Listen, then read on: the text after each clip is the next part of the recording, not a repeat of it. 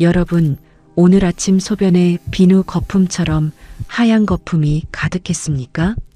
그 거품은 지금 당신의 콩팥 필터가 찢어지면서 단백질이 새어나가고 있다는 신호입니다. 이대로 방치하면 결국 투석까지 갑니다. 하지만 걱정하지 마세요. 부엌 찬장에 있는 재료 3가지만으로 콩팥을 되살리는 비밀, 지금부터 공개하겠습니다.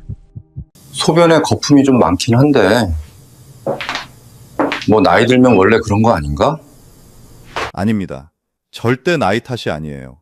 그 거품은 지금 여러분의 콩팥 필터에서 단백질이 새어나오고 있다는 응급 신호거든요. 네? 단백질이 산다고요? 건강검진에서 큰 이상 없다던데 이게 그렇게 심각한 건가요? 건강검진은 1년에 한 번입니다. 하지만 콩팥은 매일 24시간 일하고 있어요. 거품료가 보이기 시작했다면 이미 콩팥 기능이 30% 이상 떨어진 상태예요. 그럼 병원 가서 검사 받아야겠네요. 혈압약도 먹고 있는데 또 약이 늘어나겠네요. 병원 검사는 반드시 받으셔야 합니다. 하지만 약만으로는 부족해요. 병원 치료와 함께 콩팥 세포에 영양을 공급하는 자연요법을 병행하시면 회복이 훨씬 빠릅니다. 그게 뭔데요? 정말 콩팥이 좋아질 수 있나요? 도대체 뭘 먹어야 하는 거죠? 지금부터 말씀드릴게요. 하지만 그 전에 반드시 아셔야 할 게 있어요. 여러분이 지금 먹고 있는 그것이 콩팥을 죽이고 있다는 충격적인 사실이죠. 본격적으로 시작하기 전에 한 가지만 부탁드릴게요. 이 영상이 도움되신다면 좋아요, 구독 한 번만 눌러주세요. 그 클릭 한 번이 더 많은 분들께 이 정보를 전달하는 힘이 되거든요. 그럼 지금부터 본격적으로 시작해 보겠습니다. 제가 실제로 만난 분의 이야기를 들려드리겠습니다. 65 김영숙 씨입니다. 평소 건강관리 철저히 하시는 분이었어요. 매년 정기검진 빠짐없이 받고 아침마다 동네 한 바퀴 산책하고 술, 담배는 평생 입에 대본 적도 없습니다. 그런데 작년 봄 건강검진 결과가 충격이었죠. 소변 검사에서 신장 기능은 60% 이하로 떨어진 상태였습니다. 의사는 심각한 얼굴로 경고했어요. 이 상태면 5년 안에 투석 시작할 수도 있다면서 당장 혈압약과 콜레스테롤 약을 처방했습니다. 김영숙 씨는 그 자리에서 멍해졌습니다. 건강하게 살아왔는데 대체 왜 이런 일이 생긴 걸까요? 그날 밤 잠을 이루지 못했어요.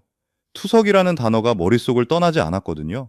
주 3회 4시간씩 병원에 묶여 사는 인생, 팔에 굵은 바늘 꽂고 기계에 의존하는 삶, 7살, 5살, 손주 얼굴이 떠올랐습니다. 아직 손주들 초등학교 입학도 못 봤는데 할머니 기억이 병원 침대 모습뿐이면 어쩌나 싶었죠. 김영숙 씨는 의사 처방대로 열심히 약을 먹었습니다. 그런데 3개월 후 재검사 결과는 더 충격적이었어요. 단백뇨 수치는 여전히 플러스 3점, 신장 기능은 오히려 58%로 더 떨어졌습니다. 의사는 신장내과 전문의 상담이 필요하다고 했습니다. 김영숙 씨는 그 순간 깨달았습니다. 약만으로는 부족하다는 것을, 스스로 뭔가 근본적으로 바꿔야 한다는 것을.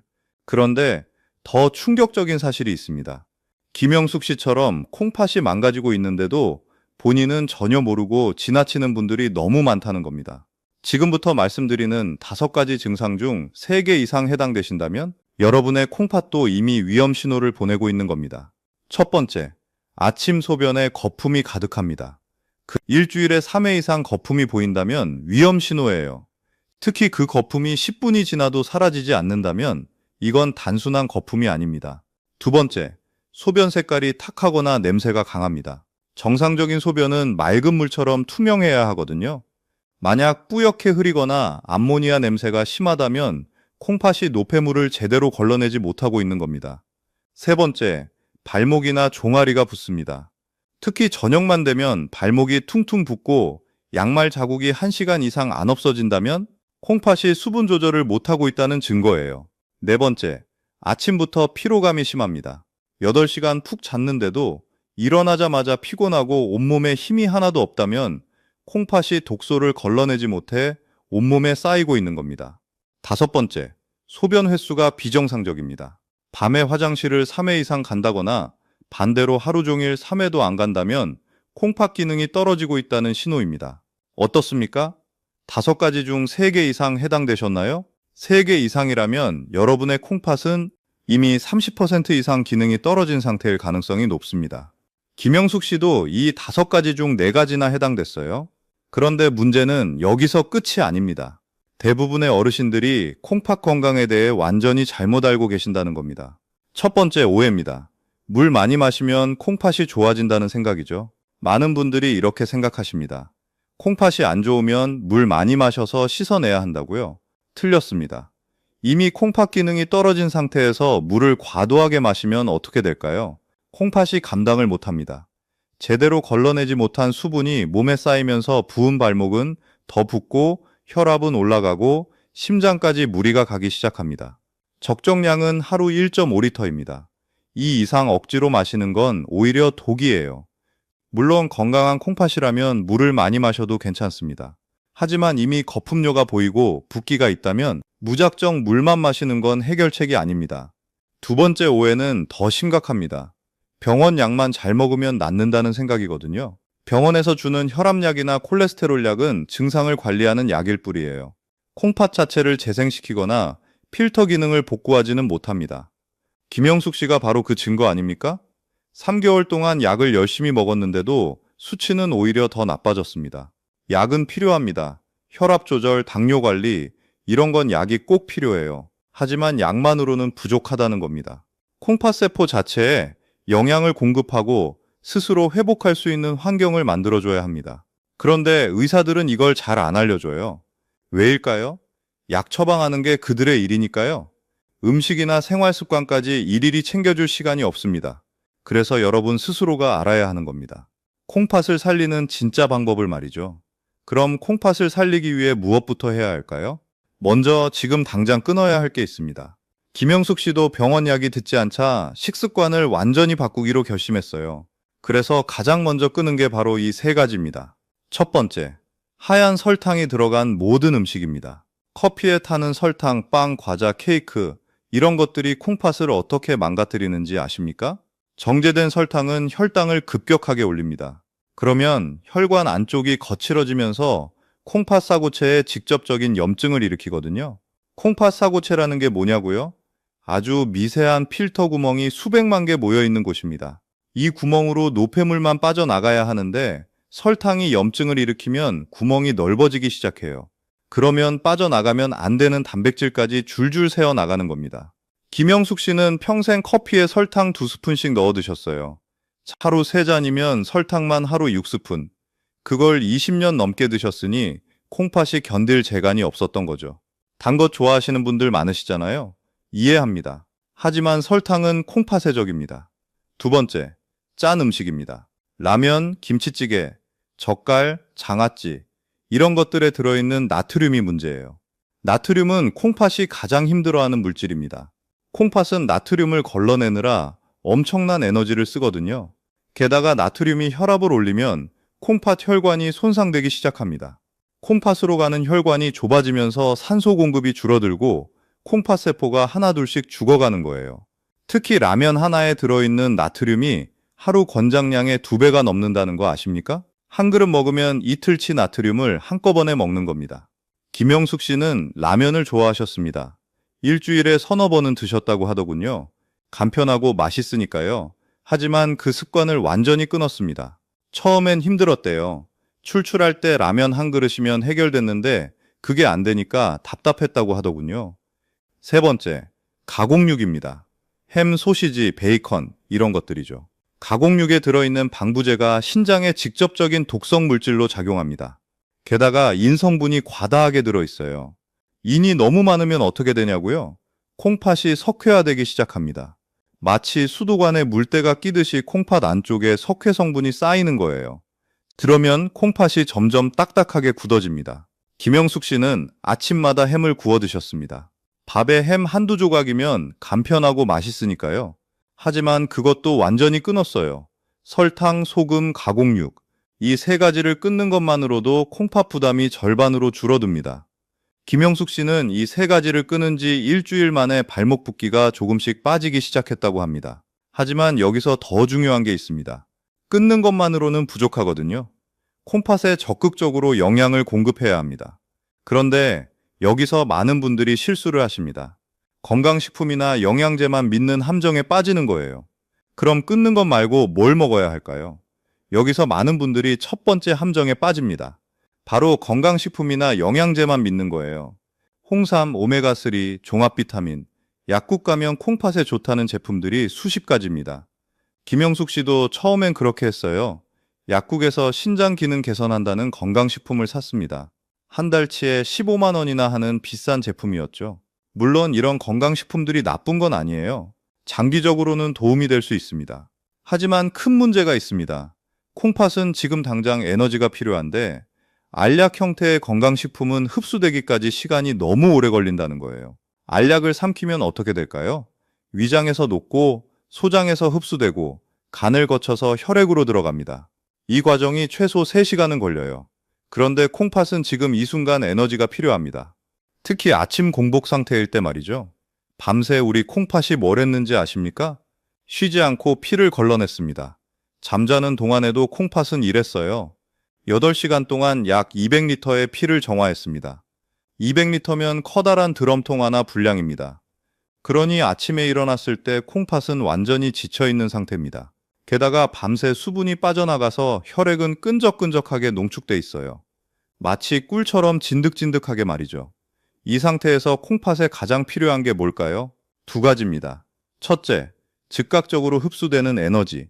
둘째, 깨끗한 수분. 그런데 여기서 두 번째 함정에 빠집니다. 에너지 주려고 단 것 먹는 거예요. 아침에 빵 드시는 분들 많으시잖아요. 식빵에 잼 발라서 또는 단팥빵, 크림빵. 김영숙 씨도 그랬습니다. 아침마다 식빵에 딸기잼 발라서 커피랑 드셨어요. 이게 왜 문제냐고요? 정제된 설탕이 들어있기 때문입니다. 아까 말씀드렸죠? 정제된 설탕은 콩팥을 파괴하는 독약이라고요. 혈당을 급격하게 올려서 콩팥 혈관을 긁어내고 사구체의 염증을 일으킵니다. 그럼 도대체 뭘 먹어야 한다는 말입니까? 여기서 핵심이 나옵니다. 콩팥이 원하는 에너지원은 따로 있습니다. 즉각 흡수되면서도 혈당을 천천히 올리고 항산화 성분까지 들어있는 것. 게다가 집에서 쉽게 구할 수 있는 것이어야 합니다. 김영숙 씨가 바로 그걸 찾아냈어요. 어떻게 알게 됐냐고요? 김영숙 씨 친구 중에 한의사 선생님이 한 분 계셨답니다. 그분이 우연히 알려줬다고 해요. 아침마다 그걸 미지근한 물에 타서 마셨더니 놀라운 변화가 시작됐습니다. 일주일 만에 소변 색깔이 맑아지기 시작했고 2주 만에 거품이 눈에 띄게 줄었다고 합니다. 발목 붓기도 빠지고 아침에 일어날 때 몸이 훨씬 가벼워졌대요. 도대체 뭘 먹었길래 이런 변화가 생긴 걸까요? 지금부터 그 정체를 공개하겠습니다. 지금부터 말씀드리는 이름을 메모 준비하셨으면 좋겠습니다. 오늘 영상의 가장 중요한 순간이 바로 지금이거든요. 김영숙 씨가 아침마다 드신 거 바로 천연꿀입니다. 에이, 꿀이요? 그게 뭐가 특별해요? 라고 생각하시는 분들 계실 텐데요. 잘 들어보시면 생각이 바뀌실 겁니다. 흔히 병원에서는 어르신들께 단 것을 절대 먹지 말라고 주의를 줍니다. 이건 맞는 말이에요. 정제된 하얀 설탕은 정말 독약이니까요. 그런데 천연꿀은 설탕과 완전히 다릅니다. 설탕은 사탕수수나 사탕무에서 뽑아낸 후 화학적으로 정제한 것으로 이 과정에서 영양소는 전부 제거되고 순수한 당분만 남게 됩니다. 이게 몸에 들어가면 어떻게 될까요? 혈당이 급격하게 치솟으면서 마치 로켓처럼 순식간에 올라갑니다. 그 결과 콩팥 혈관이 손상되고 사구체에 염증이 생기면서 콩팥 필터 구멍이 점점 넓어지는 거죠. 하지만 천연꿀은 벌들이 수만 송이 꽃을 돌아다니며 꽃꿀을 모아온 후 벌집 안에서 자연스럽게 농축시킨 겁니다. 이 과정에서 180여 가지의 효소와 비타민, 미네랄이 꿀 속에 그대로 살아있어요. 과당과 포도당은 물론이고 아미노산, 폴리페놀, 플라보노이드까지 들어있습니다. 이 중에서 특히 콩팥에 중요한 건 항산화 성분이에요. 꿀 속의 플라보노이드라는 항산화 성분이 콩팥 미세혈관에 낀 노폐물을 청소하는 역할을 합니다. 마치 배수구 청소하듯이 콩팥 혈관 벽에 붙어있던 찌꺼기들이 하나씩 떨어져 나가면서 몸 밖으로 배출되는 거죠. 게다가 꿀의 당분은 천천히 흡수되기 때문에 혈당을 급격하게 올리지 않으면서도 콩팥 세포에 에너지를 골고루 공급합니다. 설탕이 로켓이라면 꿀은 자동차처럼 천천히 안전하게 올라가는 셈이에요. 콩팥은 밤새 쉬지 않고 일하느라 아침이 되면 에너지가 완전히 고갈된 상태잖아요. 이때 꿀이 들어가면 콩팥 세포 하나하나가 힘을 얻으면서 스스로 회복하기 시작합니다. 김영숙 씨는 이 꿀 한 스푼을 아침마다 미지근한 물에 타서 마셨습니다. 그런데 여기서 끝이 아닙니다. 꿀만 마시는 것보다 훨씬 더 효과를 높이는 방법이 있거든요. 꿀의 효능을 수십 배로 끌어올리는 두 가지 재료가 더 있습니다. 첫 번째는 신맛 나는 과일인 레몬입니다. 레몬을 왜 넣느냐면 레몬의 신맛을 내는 구연산 성분이 우리 몸에 들어가면 소변을 알칼리성으로 바꿔주기 때문이에요. 콩팥에 돌이 생기는 결석이라는 게 사실은 소변이 산성으로 기울면서 칼슘이나 요산 같은 찌꺼기가 서로 뭉치면서 만들어지는 겁니다. 마치 수도관에 물때가 끼면서 점점 두꺼워지는 것처럼 말이죠. 그런데 레몬의 구연산이 소변을 알칼리성으로 만들어주면 이런 찌꺼기들이 서로 뭉치지 않고 깨끗하게 배출됩니다. 심지어 이미 쌓여있던 작은 결석까지도 녹여서 몸 밖으로 내보내요. 게다가 레몬에 풍부하게 들어있는 비타민C가 콩팥의 면역력을 높여주는 역할을 합니다. 하루 필요한 비타민C의 절반 이상이 레몬 반 개 안에 다 들어있거든요. 김영숙 씨는 꿀물에 레몬 반 개를 짜서 즙을 넣었습니다. 그런데 여기서 또 하나가 더 있습니다. 마지막 비밀 재료인 천연 식초입니다. 식초까지요? 식초도 넣는 거예요? 라고 놀라실 거예요. 그런데 식초의 초산 성분이 레몬의 구연산과 거의 비슷한 역할을 하면서 소변을 알칼리화시켜 콩팥 노폐물 배출을 돕습니다. 게다가 식초에는 레몬에는 없는 추가 효과가 있는데 바로 혈당 조절 기능이에요. 식사 전에 식초를 조금만 섭취해도 인슐린 민감도가 높아지면서 식후 혈당이 급격하게 치솟는 걸 막아줍니다. 혈당이 안정되면 콩팥이 받는 부담도 그만큼 확 줄어들어요. 단, 여기서 아주 중요한 게 있는데 화학 식초가 아니라 천연 발효 식초를 써야 한다는 점입니다. 마트에서 파는 값싼 식초는 빙초산을 물에 희석한 것으로 발효 과정이 전혀 없기 때문에 효과가 없습니다. 반드시 천연 발효 식초인 현미식초나 사과식초를 쓰셔야 해요. 김영숙 씨는 꿀물에 현미식초 1티스푼을 넣었습니다. 정리하자면 천연 꿀 1스푼, 레몬 반 개 분량의 즙, 천연 식초 1티스푼, 이 세 가지를 미지근한 물 200ml에 타서 아침 공복에 마시는 겁니다. 이제 구체적인 방법을 알려드리겠습니다. 먼저 준비물인데 천연 꿀 500g이 약 15,000원 정도 합니다. 여기서 주의하셔야 할 게 마트에서 파는 값싼 꿀은 사양 벌꿀이라고 해서 벌에게 설탕물을 먹여서 만든 것이라 영양가가 설탕과 다를 바 없어요. 제품 뒷면 라벨을 보시면 탄소동이온 소비라는 수치가 적혀 있습니다. 이 수치가 마이너스 22.5 이하여야 진짜 천연 벌꿀이에요. 꼭 확인하세요. 국산 야생화 꿀을 추천하는데 아카시아 꿀이나 밤꿀도 좋습니다. 레몬은 3개 정도면 약 3,000원이에요. 유기농 레몬을 사시는 게 좋습니다.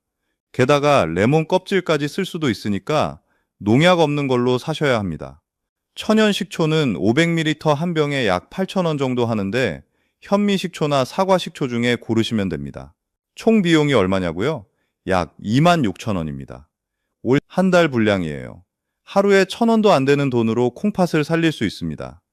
그럼 어떻게 만드냐면 아침에 일어나자마자 물 200ml를 40도 정도로 데우셔야 합니다. 손가락 넣어봤을 때 따뜻한 정도면 됩니다. 여기에 천연 꿀 1스푼을 넣고 잘 녹이세요. 그 다음 레몬 반 개를 짜서 즙을 넣습니다.